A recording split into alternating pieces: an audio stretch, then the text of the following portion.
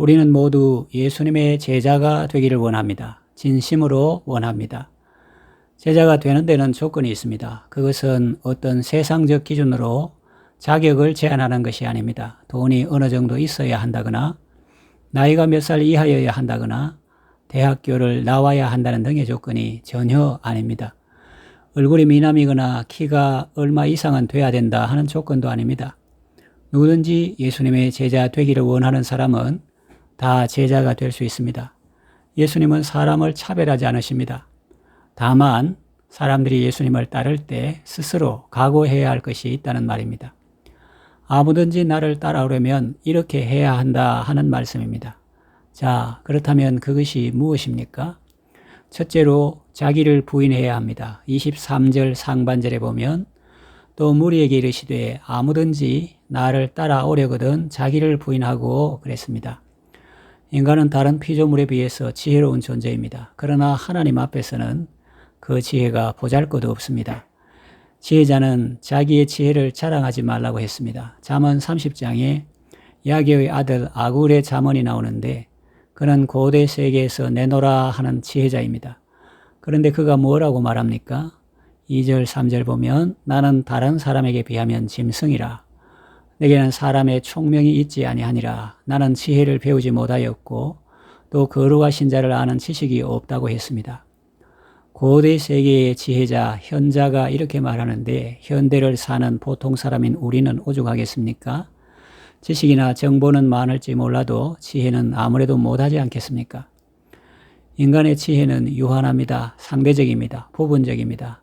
이 세상 안에서만 통하는 지혜여 그것도 어떤 경우에만 통하는 지혜입니다.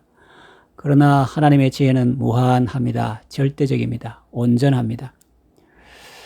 자기를 부인하라는 말은 손해보라는 말이 아닙니다. 자기를 부인하고 주님을 긍정하라는 말입니다. 나보다 크시고 완전하신 하나님의 지혜에 굴복하라는 말입니다. 사도 바울 일행을 태운 배가 로마로 갈 때 선장과 선주는 유라굴로라는 광풍이 올 줄은 꿈에도 생각지 못했을 것입니다. 고집을 부리다가 어려움을 당하게 되었죠. 하나님은 모든 것을 아십니다. 갈릴리 바다에 고기가 어디가 많이 있는지도 아시고 유라굴로가 언제 일어날지도 아십니다. 인생 살면서 수많은 변수들이 있습니다. 그것을 인간이 어찌 다 알 수 있겠습니까? 한 치 앞도 내다보지 못하는 것이 인생인데 어찌 큰 소리 칠 수 있겠습니까? 아람왕의 군대장관 나만이 자기 생각대로 할 때 얻은 것이 아무것도 없었습니다. 부하의 권면을 듣고 엘리사 선지자의 말에 순종했을 때, 다시 말하면 하나님의 말씀에 순종했을 때 문둥병이 나았습니다. 시몬 베드로가 자기의 경험과 체험을 다 내려놓고 예수님의 말씀에 순종했을 때 그물이 찢어질 정도로 고기를 많이 잡았습니다. 주님을 따르는 제자가 되려면 먼저 자기를 부인해야 합니다. 자기 생각을 내려놓고 자기 경험을 내려놓고 자기 지식도 내려놓아야 합니다. 그렇게 자기를 부인해야 주님을 모실 수 있습니다. 주님을 따라갈 수 있습니다. 둘째로 날마다 자기 십자가를 져야 합니다. 23절 중반절에 날마다 제 십자가를 지고 라는 표현이 나옵니다. 주님의 십자가가 있고 또 자기 십자가가 있습니다. 주님은 우리 죄를 대속하시기 위해서 십자가에 못 박혀 죽임당하셨습니다. 우리도 주님의 뜻을 이루는데 각자 짊어져야 할 십자가가 있습니다.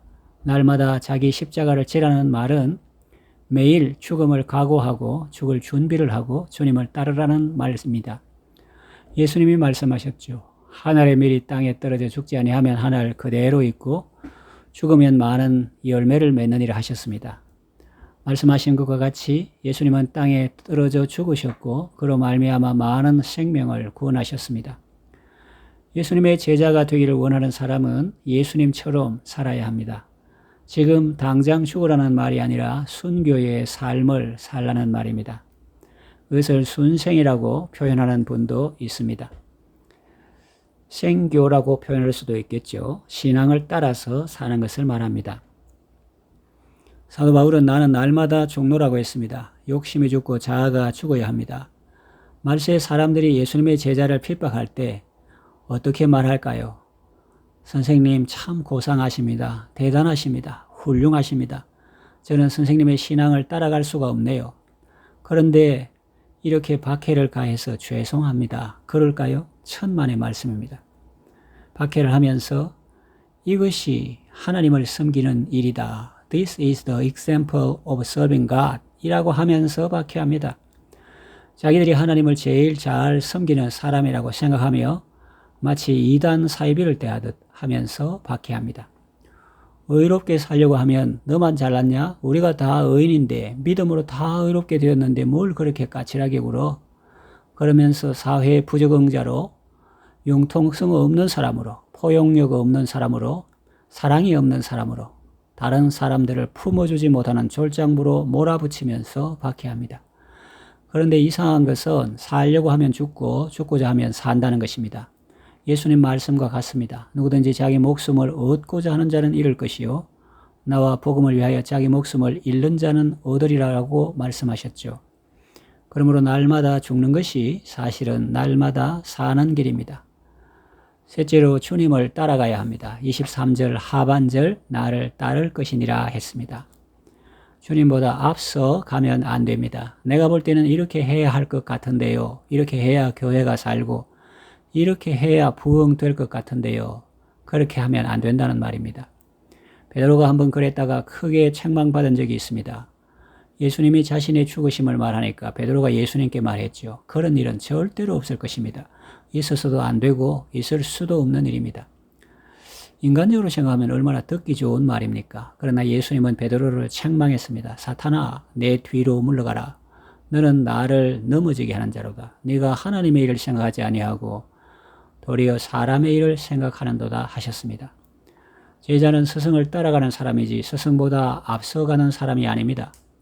스승을 가르치려는 사람은 제자가 아닙니다. 모르는 것은 물어볼 수 있고 스승이 물으면 자기 생각을 말할 수는 있지만 스승을 판단하고 비판하는 것은 바람직한 제자의 자세나 태도가 아닙니다.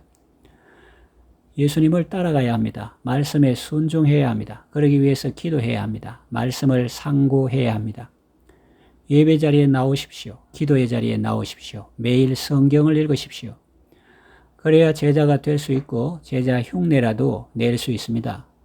어떤 사람이 이렇게 말한다고 가정해 봅시다. 아이, 힘들어서 못하겠네. 난 쉬고 싶어요. 사람이 신앙생활만 하는 것이 아니고 사생활도 있는데 나는 그럴 시간이 없어요. 여러분, 이 말이 맞는 말입니까? 그것은 제자의 말이 아닙니다. 군사로 다니는 자는 자기 생활에 얽매이는 자가 하나도 없나니 이는 군사를 모집한 자를 기쁘게 하려 함이라고 했습니다. 우리는 그리스도의 군사입니다. 그렇다고 해서 예수님이 우리를 꼼짝달싹 못하게 하시느냐 하면 아닙니다. 여러분의 삶에서 여러분 자신을 위하여 쓰는 시간은 얼마이며 주님을 위해서 쓰는 시간은 얼마입니까?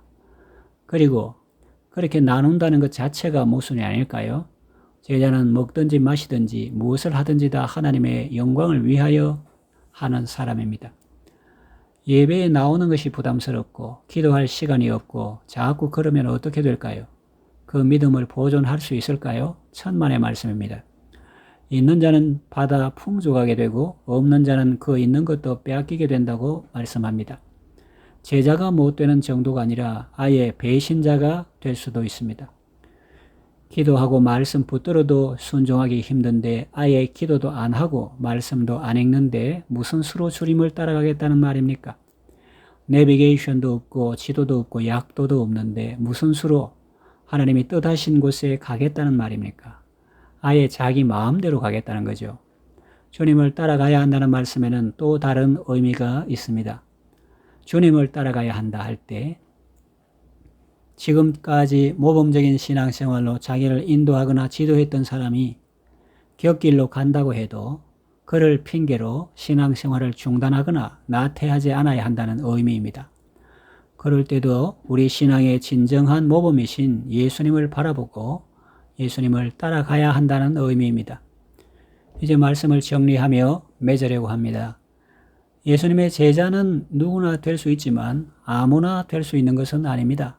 예수님이 가르쳐 주신 이 조건을 잘 숙지하면 참된 제자의 길을 걸어갈 수 있습니다. 제자의 길은 많은 희생이 따르는 것 같아도 정말 의미 있는 길이요, 보람된 길이요, 영광스러운 길입니다. 주와 복음을 위하여 많은 것을 잃는 것 같아도 주님이 다 보상해 주십니다. 금생에 백배나 받되 핍박을 겸하여 받고 내세에 영생을 상속하게 됩니다. 그리고 주님과 함께 다스리게 됩니다. 끝까지 주님을 따라가며 언제나 주님과 함께하는 복된 제자가 되시기를 바랍니다.